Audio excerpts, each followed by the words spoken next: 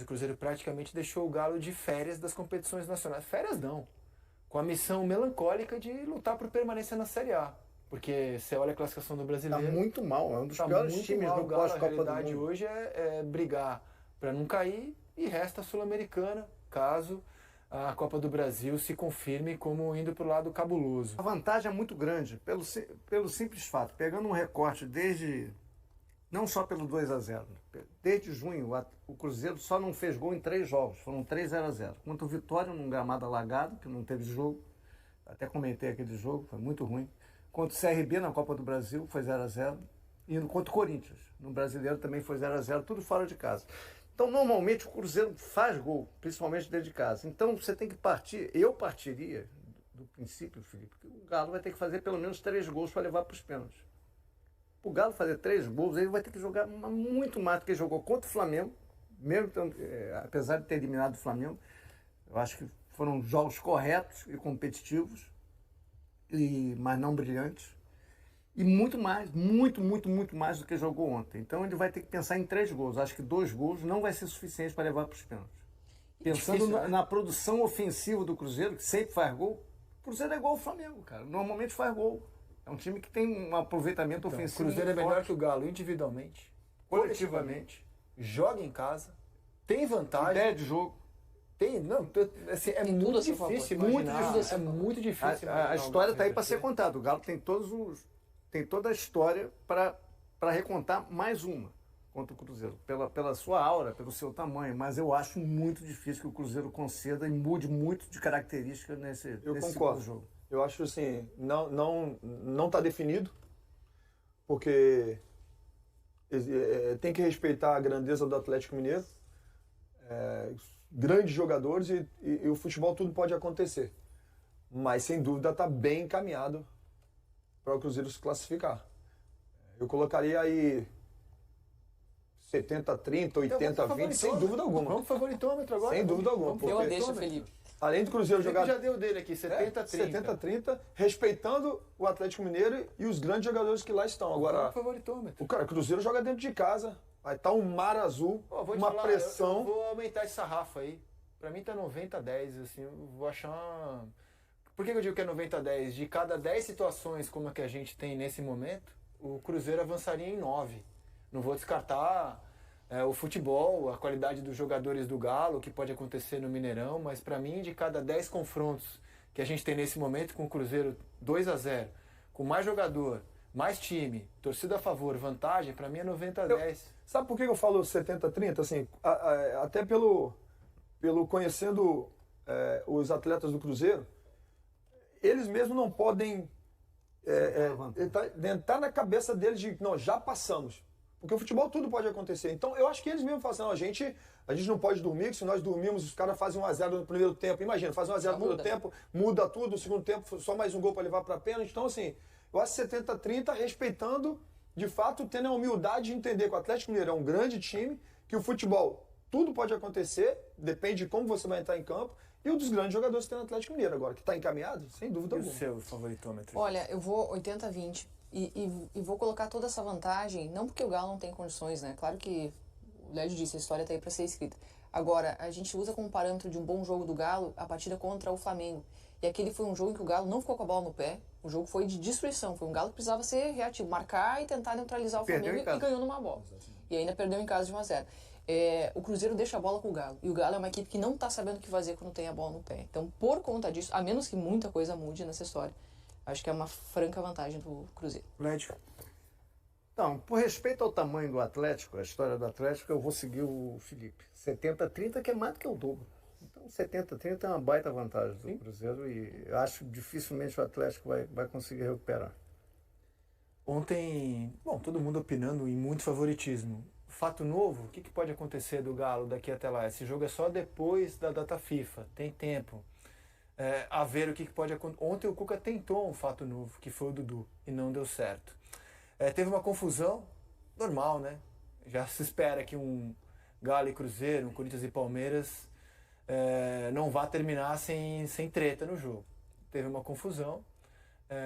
O Cuca reclamou com o dirigente do Cruzeiro, que é o Paulo Pelaipe, né? Você vai ver na arquibancada, subindo Certamente ali. se conhece há muito tempo. Olha lá, de camisa listrada.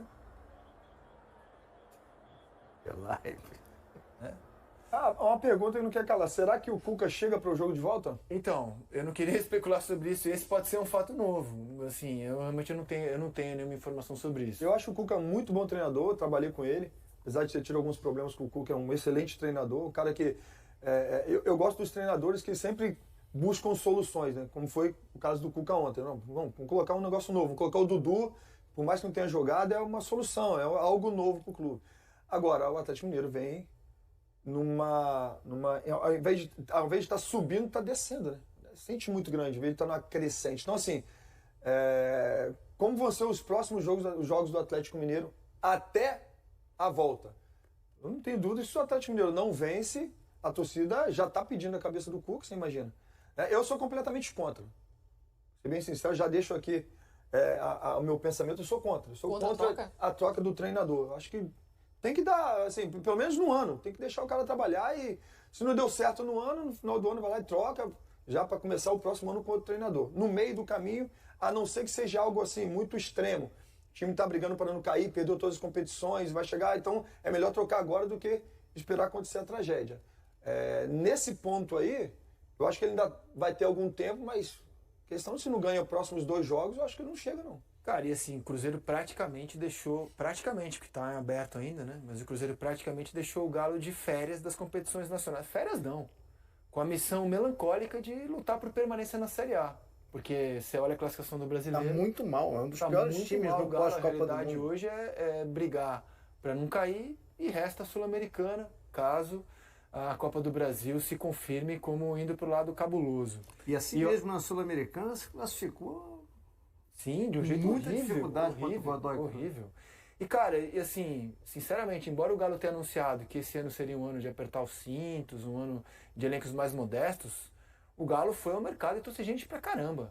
Trouxe o Renier, trouxe João Marcelo, atacante. Vamos debater a qualidade das contratações. Mas trouxe muita gente. Alexander. Trouxe o Rony do Palmeiras, Júnior Santos, artilheiro da última Libertadores, Dudu, Biel, Alexander, Gabriel Menino, Coelho, Natanael, Patrick, Vitor Hugo, zagueiro, Ivan Roman e Caio Paulista.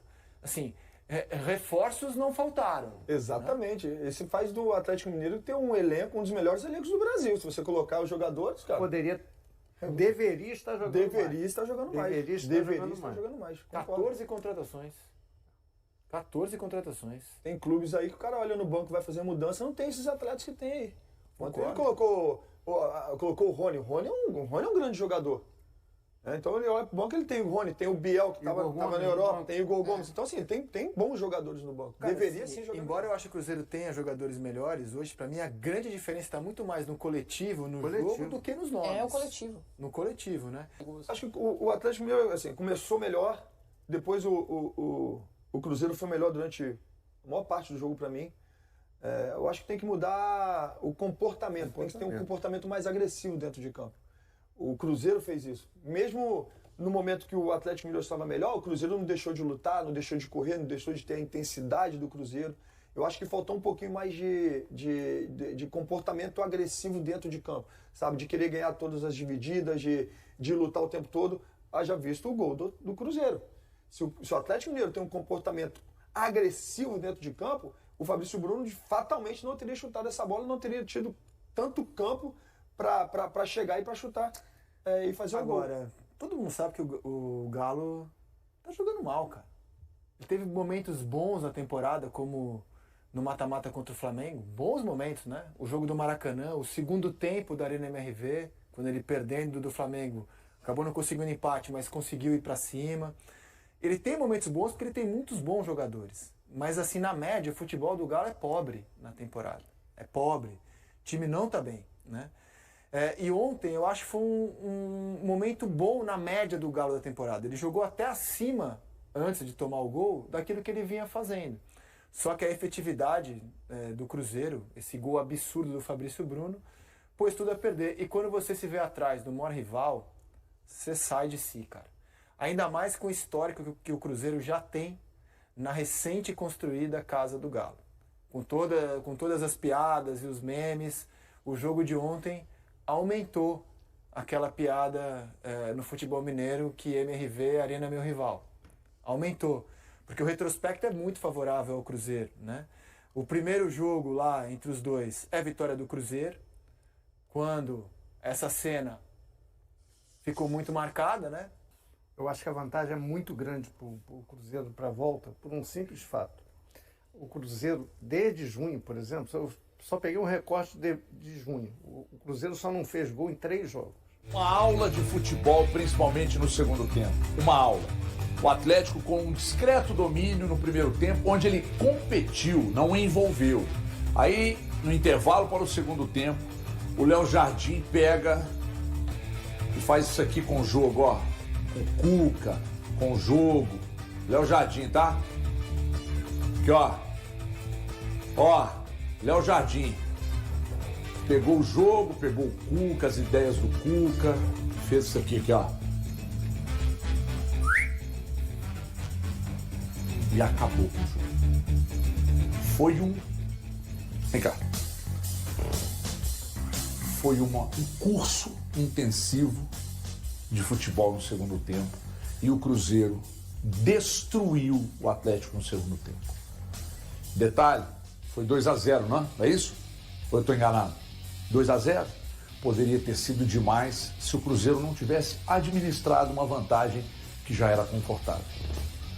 Destruiu no segundo tempo. E é um Cruzeiro muito maduro. O Atlético depois coloca vários jogadores de ataque em campo, mas é um time que não tem conjunto. E ontem o que a gente viu foi a vitória de um trabalho para cima de um time que tem um trabalho muito questionável na temporada. Para lembrar, né? O Cruzeiro faz este número, chega à sua 3ª vitória na Arena MRV em 5 jogos e num dia que era importante para o atleticano. Afinal de contas, ontem a Arena completava 2 anos desde a sua primeira partida, quando o Atlético venceu o Santos por 2-0. E tem um detalhe importante a gente destacar aqui com o Galante, com o Elton Novaes, com o Thiago Fernandes também, é que quando você olha para o trabalho do Léo Jardim, e que bom, né, que eu já vinha falando isso aqui antes, para não falar que é oportunismo e simplesmente pelo resultado, né?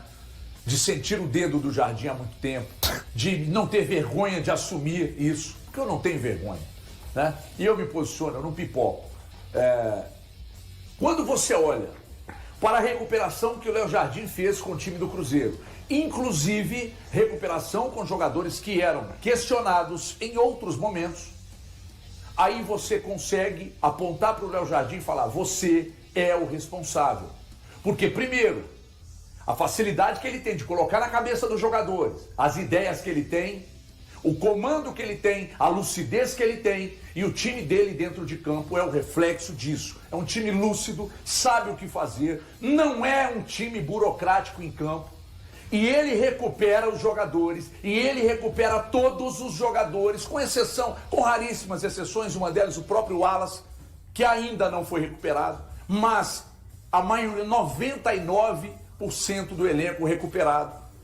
E aí isso vai para dentro de campo. E aí esses meninos aqui falaram a semana inteira, aliás, já vem falando há algumas semanas, sobre um Cruzeiro que perde e não joga mal, ganha e não joga mal, empata e não joga mal.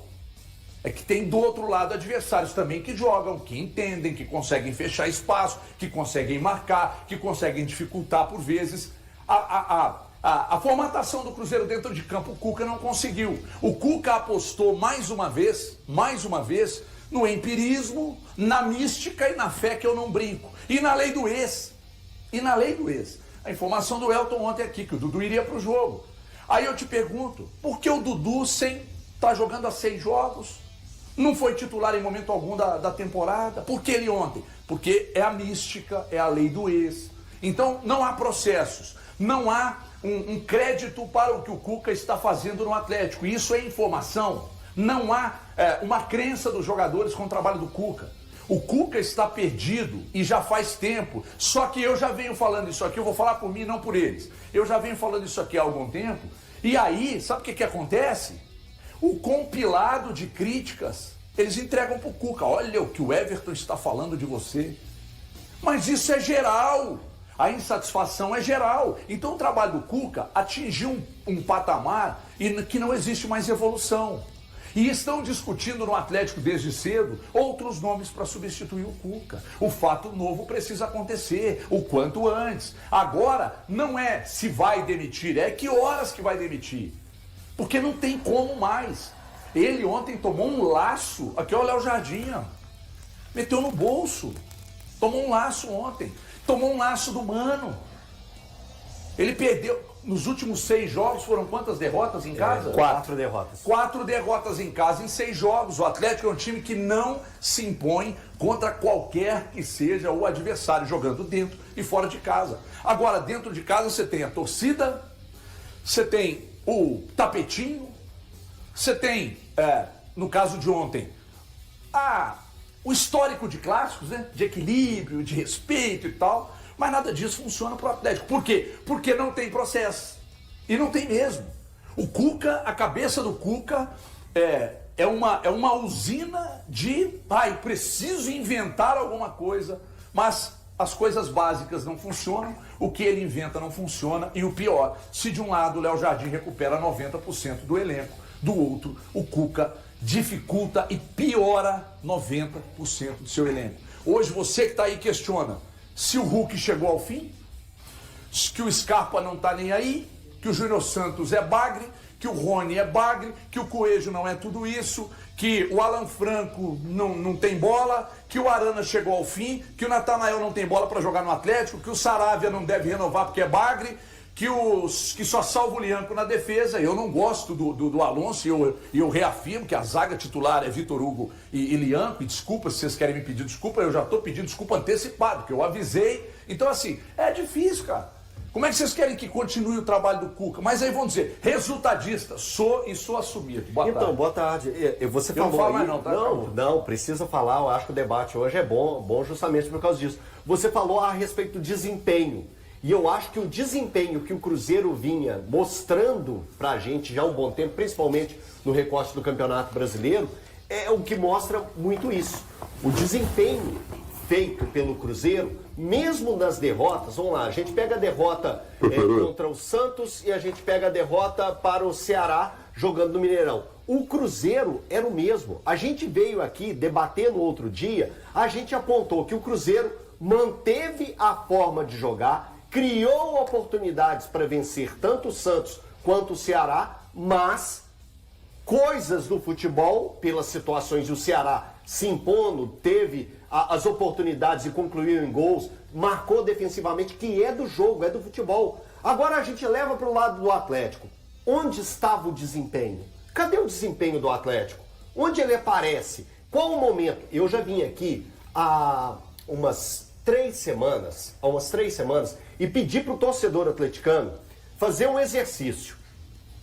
Pegue 5 jogos que o Atlético venceu na temporada e o Atlético jogou muito bem e que você, torcedor do Atlético, saiu orgulhoso de ver aquela equipe. Você não consegue pegar 5 jogos. 5, gente. O Atlético está batendo 50 jogos na temporada. Batendo 50. Eu estou pedindo 5.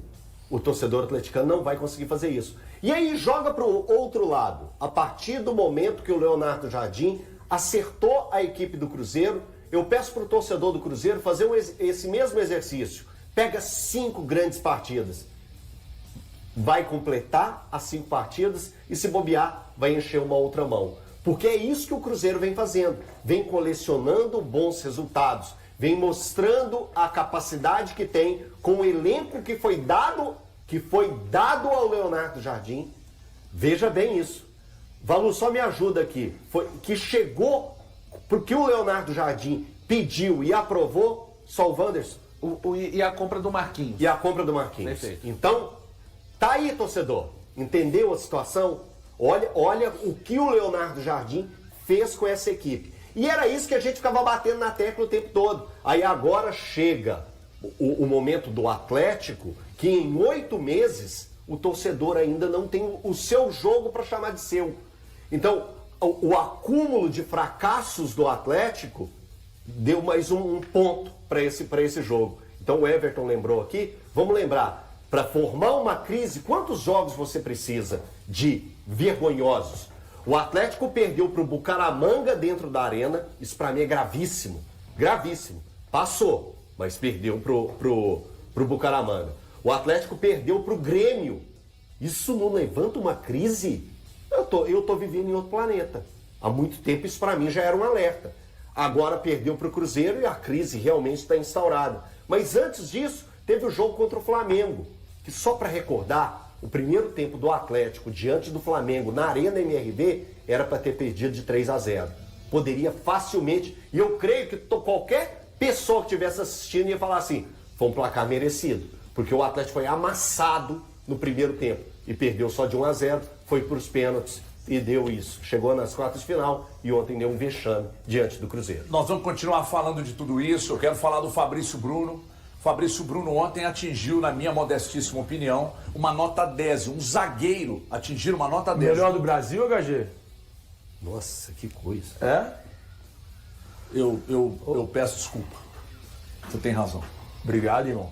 Você tem razão. Porque Obrigado, irmão. é velocidade, a bola é pelo alto, sim, é por baixo. Finalização. Sim. Serve.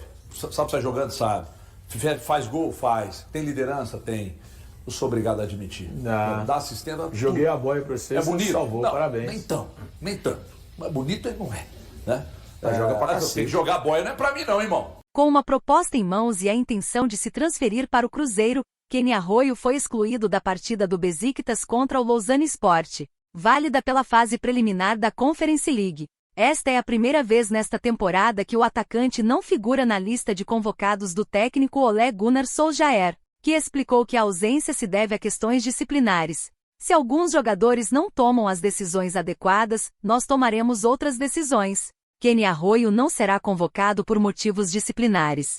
O jogador demonstrou interesse em se juntar ao Cruzeiro durante as discussões que teve com o clube, restando agora o acordo entre as diretorias para concretizar a transferência. O Cruzeiro ainda aguarda a resposta dos turcos para avançar na aquisição dos direitos econômicos do jogador. Atualmente o Besiktas possui 50% dos direitos econômicos de Arroio. Inicialmente, o clube turco preferia um empréstimo do atleta, mas já sinalizou estar disposto a negociar sua transferência. No final do ano passado, adquiriu o atacante por 5,5 milhões de euros, aproximadamente 35 milhões de reais.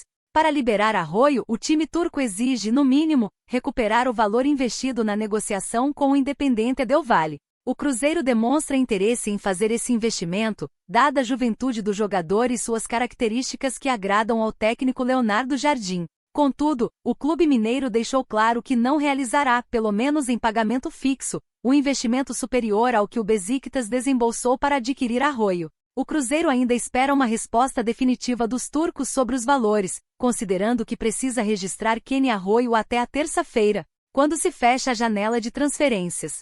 E aí, galera, o que acharam? Deixem suas opiniões nos comentários. Não se esqueçam de deixar o like, se inscrever no canal e ativar o sininho para receber as notificações. Até mais, Nação Celeste! Vamos pra frente!